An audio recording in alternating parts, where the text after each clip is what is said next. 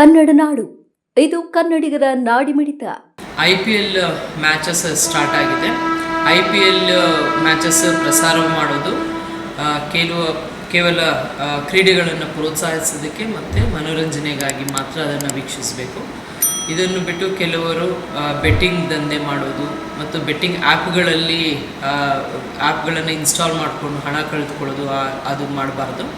ಇಂಥದ್ದು ಯಾವುದೇ ಒಂದು ಬೆಟ್ಟಿಂಗ್ ದಂಧೆಗಳು ಕಂಡು ಬಂದಲ್ಲಿ ಆಫ್ಲೈನ್ ಇದ್ದರೆ ಅದನ್ನು 112ಗೆ ಕರೆ ಮಾಡಿ ಮಾಹಿತಿ ನೀಡ್ತಕ್ಕದ್ದು. ಇನ್ ಕೇಸ್ ಆನ್ಲೈನ್ ಬೆಟ್ಟಿಂಗ್ ಆ್ಯಪ್ಗಳು ಅದು ಯಾವ್ದಾದ್ರು ಕಂಡು ಬಂದಲ್ಲಿ www.cybercrime.gov.in ರಿಜಿಸ್ಟರ್ ಮಾಡಬೇಕಂತ ಎಲ್ಲರನ್ನು ಕೇಳ್ಕೊಳ್ತೀನಿ. IPL ಮ್ಯಾಚಸ್ ಸ್ಟಾರ್ಟ್ ಆಗಿದೆ.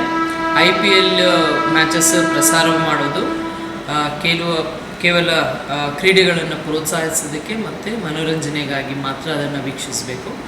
ಇದನ್ನು ಬಿಟ್ಟು ಕೆಲವರು ಬೆಟ್ಟಿಂಗ್ ದಂಧೆ ಮಾಡೋದು ಮತ್ತು ಬೆಟ್ಟಿಂಗ್ ಆ್ಯಪ್ಗಳನ್ನು ಇನ್ಸ್ಟಾಲ್ ಮಾಡಿಕೊಂಡು ಹಣ ಕಳೆದುಕೊಳ್ಳೋದು ಅದು ಮಾಡಬಾರ್ದು.